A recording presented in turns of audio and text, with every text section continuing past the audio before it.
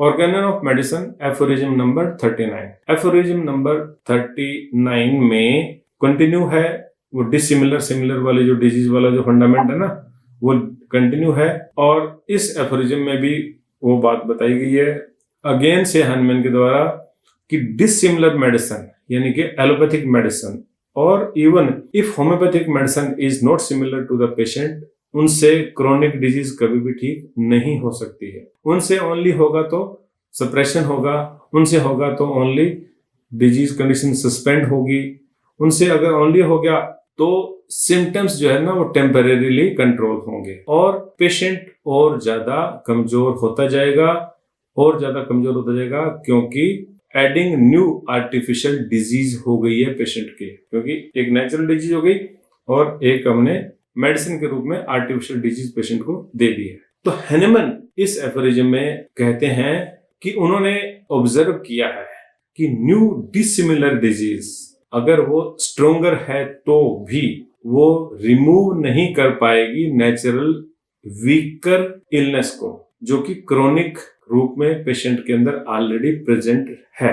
चाहे strong purgatives दे दो, चाहे पेशेंट को जला के छाले पड़ा के वो करते थे ना उसमें लीचिंग और ये वो सब कोटराई करना, आजकल तो कोटराई नाम हो गया, पहले लोहे की छड़ों से यूं जला देते थे, चाहे ब्लिस्टर बना दो, छाले बना दो, तब भी ये ठीक नहीं होते, बल्कि इन सब के भी जो साइड इफेक्ट्स है वो पेशेंट की बॉडी में एड ऑन हो जाएंगे। तो ये जो हिट्रोजेनस या डिसिमिलर मेडिसिन देने का जो सिस्टम है जो एलोपैथी में मौजूद है, ये पेशेंट को और अधिक कमजोर करने का है। हमें सिर्फ ये नहीं देखना कि एलोपैथिक दवाइयां ऐसी करती है, हम होम्योपैथ हैं, हमने भी डिसिमिलर मेडिसिन देने से बचना है। हमने भी अपनी जो सिलेक्शन ऑफ मेडिसिन है most appropriate law of similar के अकॉर्डिंग जाए, ऐसी हमने ट्राई करनी है, ऐसे हमने प्रयास करने हैं। इस एफोरिज्म में उन्होंने मैकेनिज्म भी एक्सप्लेन किया है, ठीक है, कि ये सब क्या क्या कैसे कैसे हो जाता है। तो एलोपैथिक ट्रीटमेंट के ऊपर उनका फोकस था ना कि भी क्रिटिसिज्म ऑफ एलोपैथी है यहाँ पे। स्ट्रॉन्ग आर्टिफिशियल डिजीज जो वो दे देते हैं जो ड्रग्स या प्रोसीजर के रूप में हो सकती है, जो कि ओरिजिनल क्रोनिक डिजीज को ओवरपावर या ओवरशेडो करने की कोशिश वो लोग करते हैं, जिससे नेचुरल डिजीज सप्रेस्ड, सस्पेंडेड या हेल्ड हो सकती है टेम्परेरीली, लेकिन कभी भी डिस्ट्रॉय नहीं की जा सकती। जब दवाइयां बंद कर दी जाएगी, मेडिसिन को स्टॉप कर दिया जाएगा, तो हम देखेंगे कि पेशेंट की वाइटलिटी भी एग्जॉस्ट हो चुकी है और इस कारण से original disease will return mostly in worsen condition, worsen form, ऐसे डिजीज लौट के वापस आ जाती है।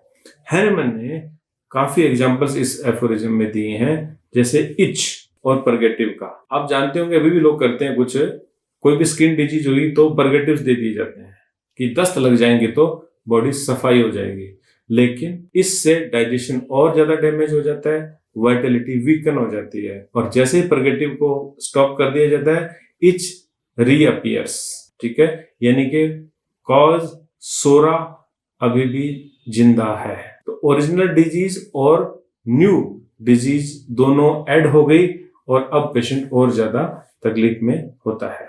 और उन्होंने एग्जांपल दिया है इस एफोरिज्म में एपिलेप्सी इश्यूज का।